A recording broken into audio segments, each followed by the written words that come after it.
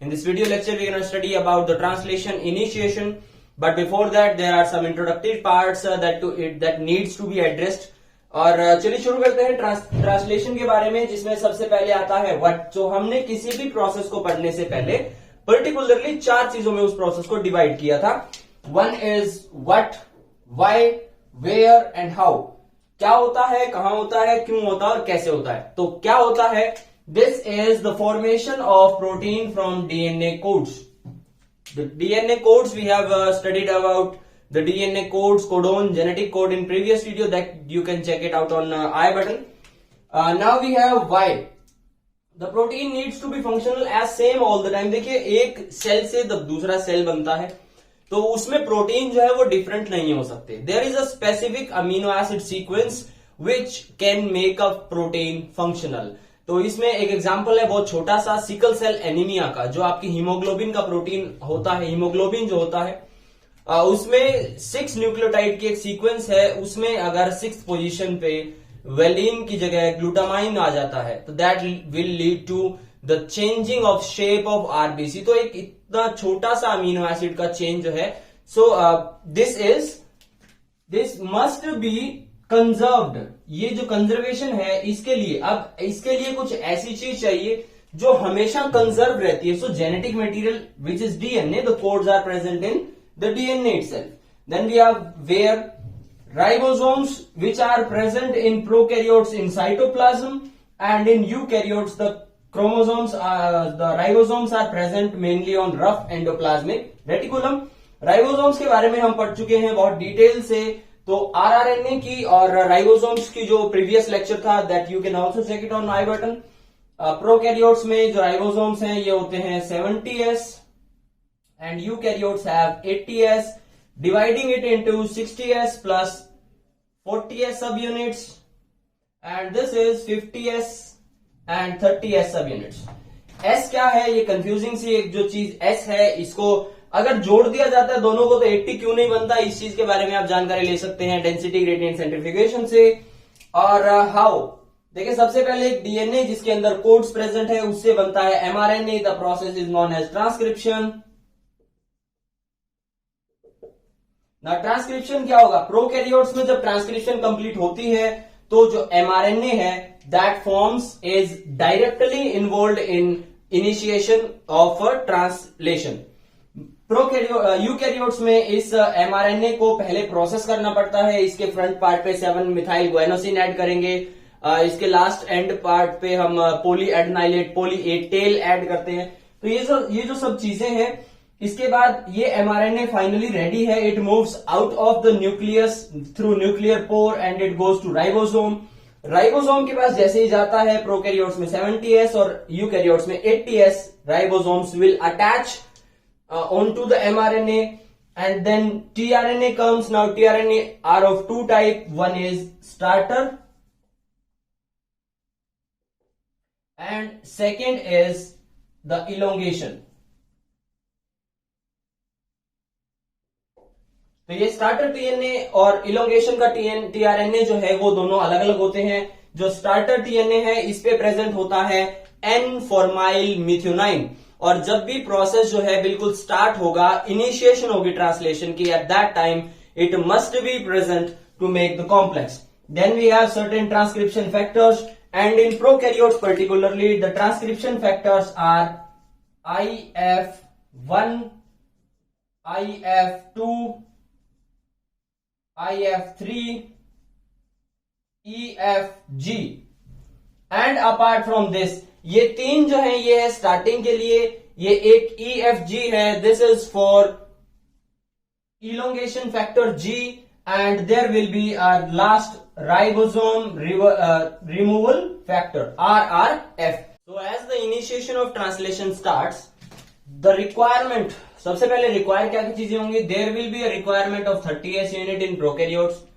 There will be a requirement of tRNA which is fMet।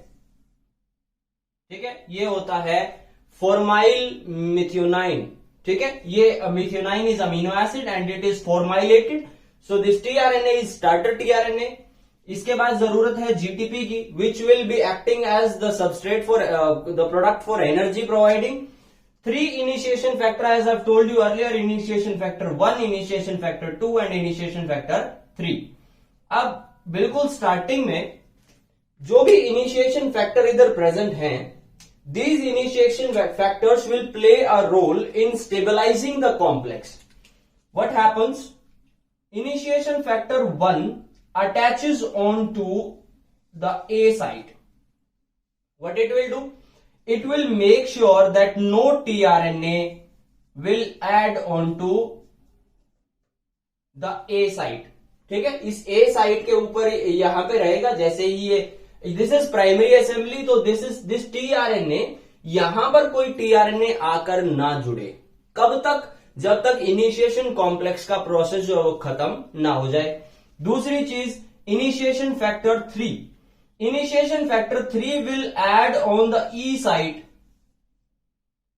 and this will make sure a proper assembly. So I just write it down in your notebooks. Initiation factor 1 blocks site A and initiation factor 3 stabilize mRNA 30S complex. ठीक है, हमने दो initiation factors के बारे में पढ़ लिया. तीसरा इनिशिएशन फैक्टर जो है, this initiation factor is responsible after the addition of this 30S onto the mRNA. Now as we all know that the ribosomes are rRNA plus protein. इसका मतलब इसके पास कुछ साइट्स प्रेजेंट हैं which have nucleotides and these nucleotides sites are complementary. This SD is Shine Dalgarno sequence. ये क्या है? This is a set of 6 nucleotides. इसके पास प्रेजेंट होते हैं कॉम्प्लीमेंट्री बेसिस और mRNA के अंदर present AGG. This is Shine-Dalgarno sequence which is present starter sequence यानी AUG स्टार्टिंग कोडोन से थोड़ा सा अपस्ट्रीम प्रेजेंट होती है. क्लियर है? क्या होगा? जो 30S यूनिट है which will come here now, तो ये वाले जो पोर्शंस होंगे, these portions will interact with the Shine-Dalgarno sequence and if you can see the P site here is free. So what will happen next? The P site will be aligned here.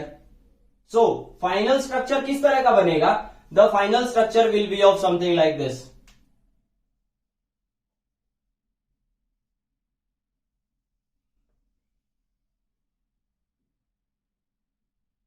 ठीक है, I can rub this AUG now. This is 1, 2, 3 and this. So this will be the 30S unit combined with किसके साथ? 30S mRNA के साथ. अब as you all know that TF1 transcription factor, initiation factor 1 was present on this site. So A site is blocked. What will happen?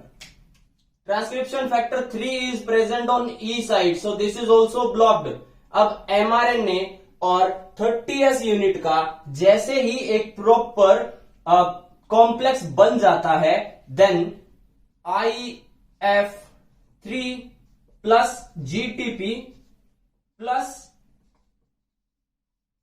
FMET tRNA. ये क्या है?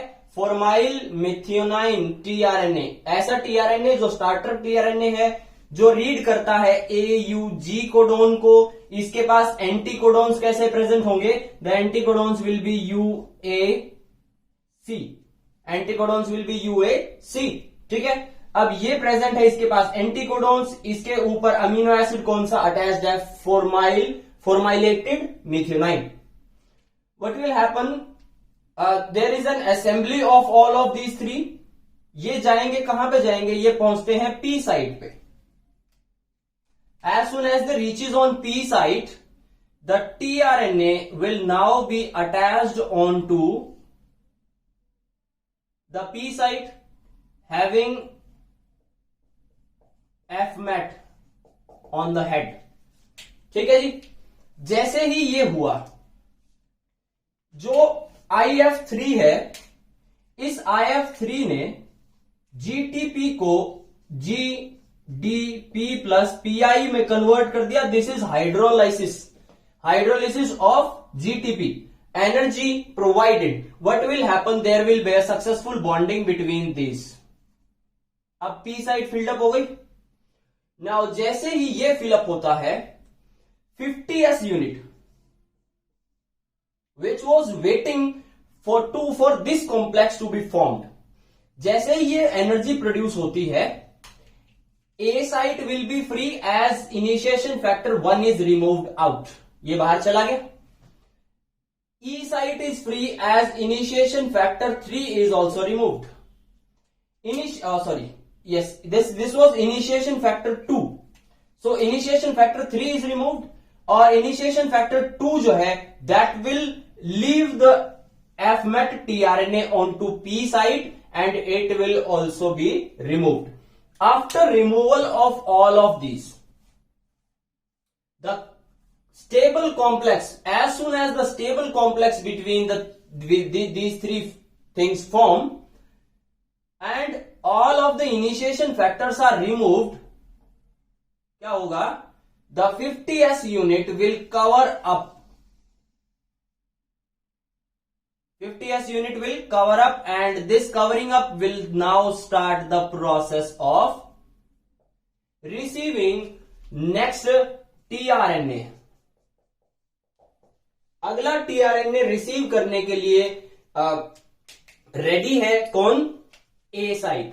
A site का मतलब सिंपल वर्ड्स में याद रखने के लिए, arrival site, P site is processing site and E site is exit site. ठीक है.